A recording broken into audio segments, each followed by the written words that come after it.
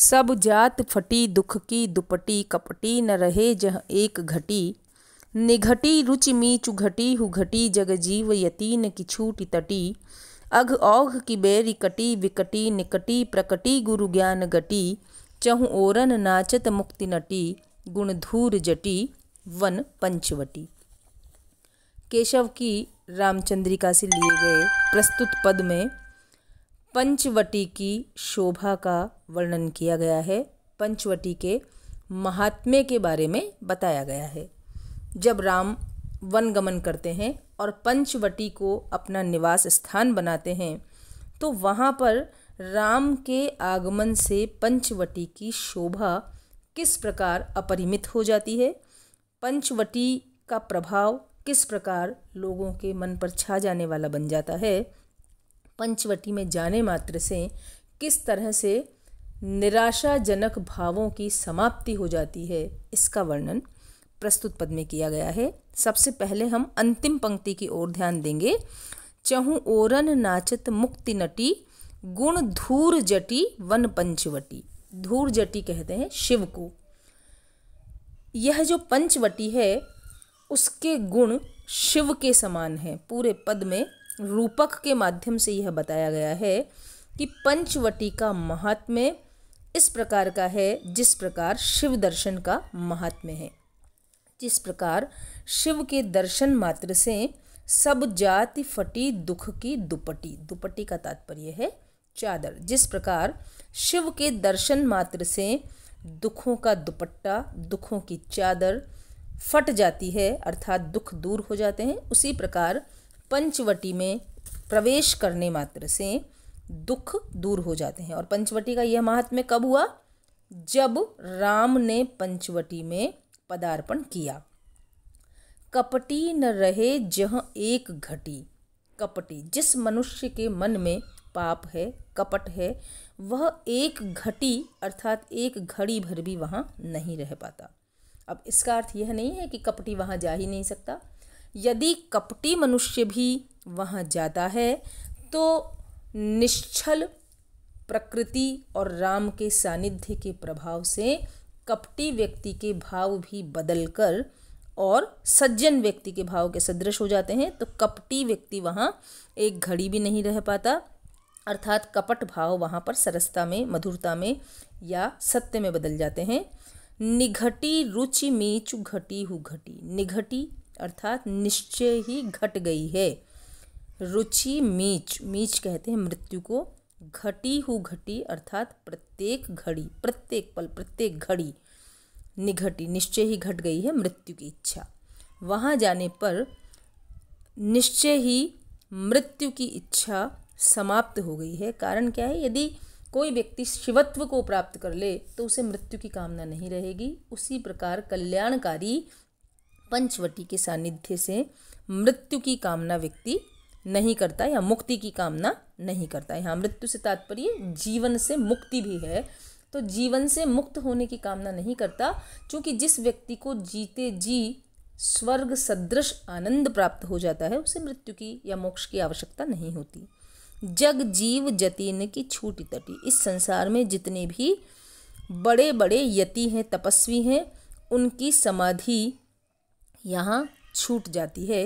कहने का तात्पर्य है कि यहाँ समाधिस्थ होने की आवश्यकता ही नहीं है। जिस प्रकार वन में जाकर व्यक्ति समाधि लगाता है और मुक्ति की कामना करता है तो वह चीज़ यहाँ वैसे ही प्राप्त हो रही है। यहाँ की सरसता और मधुरता से मुक्ति, सरसता और मधुरता में मुक्ति से भी अधिक आनंद मिल रहा है। इसलिए बड़े बड़े जो तपस्वी हैं उनकी तपस्या, उनकी समाधि और मोक्ष की इच्छा यहाँ पर छूट जाती है अर्थात मोक्ष के सदृश आनंद, उन्हें मुक्ति के सदृश आनंद वैसे ही प्राप्त हो रहा है। अघ औघ की बैरी कटी विकटी। अघ कहते हैं पाप को और ओघ माने समूह। पाप के समूह की जो बेड़ियां हैं वह कटी विकटी। विकट से विकट पाप के समूह की बेड़ियां भी यहाँ आकर कट जाती है। निकटी प्रकटी गुरु ज्ञान गटी। और यहाँ निकटी, इस पंचवटी के निकट आते ही, पास आते ही प्रकट हो जाती है गुरु ज्ञान, भारी ज्ञान की गति यानी गठरी। अर्थात जैसे ही व्यक्ति इस पंचवटी के निकट आता है वैसे ही तुरंत उसे पूर्ण ज्ञान की प्राप्ति हो जाती है। चहु ओरन नाचत मुक्ति नटी। इस पंचवटी में चारों ओर मुक्ति नटी नृत्य करती रहती है, मुक्ति नटी के समान नाचती रहती है। अर्थात जिस प्रकार शिव को प्राप्त कर लेने के बाद मोक्ष की कामना का कोई महत्व नहीं है, उसी प्रकार मोक्ष तो पंचवटी के दर्शन मात्र से ही सुलभ है। यहाँ चारों ओर मुक्ति नटी नृत्य करती रहती है। गुण धूर जटी वन पंचवटी। इस प्रकार इस पंचवटी में धूर जटी महादेव के समान गुण हैं। जैसे शिव के दर्शन से दुख नहीं रहता, किसी भी प्रकार का कपट नहीं रहता, मोक्ष की इच्छा खत्म हो जाती है, भारी ज्ञान की गठरी प्रकट हो जाती है और मुक्ति स्वतः ही प्राप्त हो जाती है। ठीक इसी प्रकार पंचवटी के दर्शन मात्र से ही ये सारी चीज़ें सुलभ है। ऐसा पंचवटी का जो शाब्दिक अर्थ है वह है 5 वट, 5 बड़े वृक्ष जो निवास करते हैं जिस जगह है वह पंचवटी है। तो पंचवटी में 5 बड़े वृक्ष कौन से हैं? वट, पीपल, आंवला, अशोक और बेल। ये 5 जो बड़े वृक्ष हैं वह पंचवटी में अवस्थित है, इसलिए पंचवटी का नाम पंचवटी है। और उस पंचवटी में राम के आगमन से पूर्व की जो स्थिति थी और पश्चात की जो स्थिति है, राम के आगमन से पूर्व वहाँ किसी प्रकार का ऐश्वर्य और सौंदर्य नहीं था, लेकिन राम के आगमन से पंचवटी की शोभा अद्वितीय हो गई है। उसी का वर्णन यहाँ पर कवि ने किया है।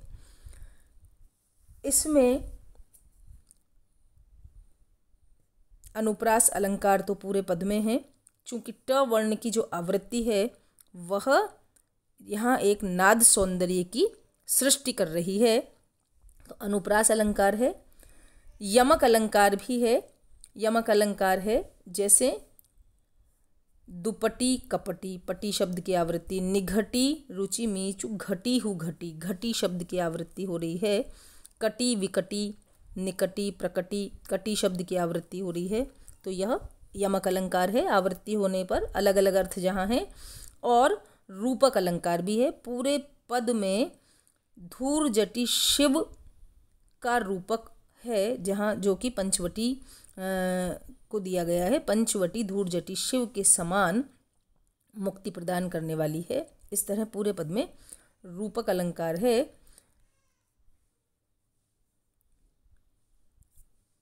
और यहाँ पर श्रुति कटुत्व दोष भी है।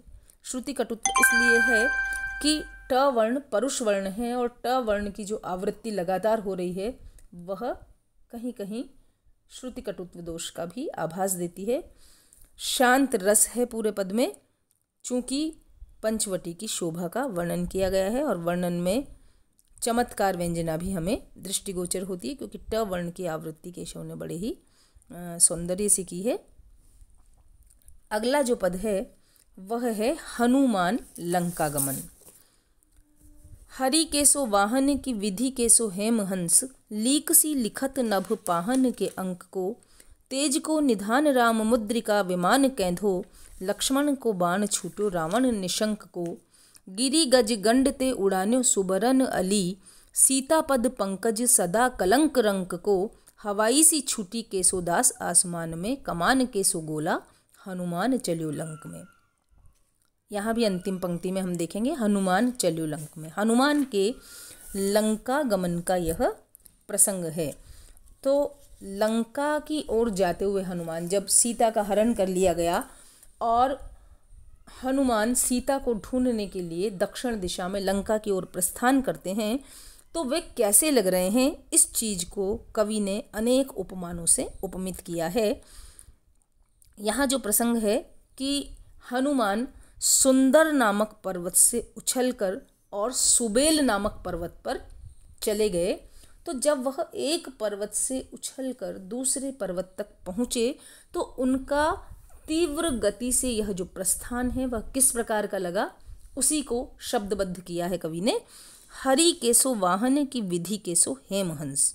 चूँकि हनुमान वानर है और वानर का जो वर्ण है वह पिंगल वर्ण है, वह हल्का पीले रंग का है, तो किस तरह के लग रहे हैं, हरि केशो वाहन। हरि विष्णु के वाहन की तरह लग रहे हैं, गरुड़ पक्षी के समान लग रहे हैं, क्योंकि गरुड़ पक्षी राज माने गए हैं और उनमें ही इतनी सामर्थ्य है कि वे बिना किसी बाधा के यत्र तत्र सर्वत्र विचरण कर सकते हैं।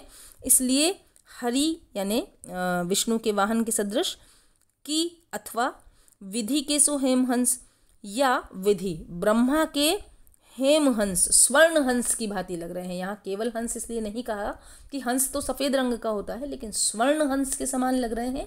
सुवर्ण पीले रंग का होता है, इसलिए वे ब्रह्मा के वाहन स्वर्ण हंस की भांति लग रहे हैं। लीक सी लिखत नभ पाहन के अंक को। लीक लकीर, लिखत लिख गई है, नभ पाहन नभ रूपी पत्थर। यहाँ पाहन जो है वह कसौटी है। जो कसौटी होती है, सुनार यदि किसी चीज़ का सोने का सुवर्ण का यदि अध्ययन करना चाहता है, जानना चाहता है कि यह सुवर्ण है या नहीं, तो वह कसौटी पर किसी भी चीज़ को रगड़ कर देखता है, एक लकीर बनाकर देखता है। यदि वह रेखा पीली होती है तो वह सुवर्ण होता है। तो नभ रूपी कसौटी के अंक पर, वक्षस्थल पर लीक सी लिखत, ऐसा लगा जैसे एक पीली लकीर सी बन गई, अर्थात आकाश रूपी कसौटी पर स्वर्ण रेखा बनाते हुए वे हनुमान उड़ गए। अब स्वर्ण रेखा बनाते हुए इतनी तीव्र गति से गए कि ऐसा लगा कि आकाश रूपी कसौटी पर एक पीली रेखा सी खिंच गई।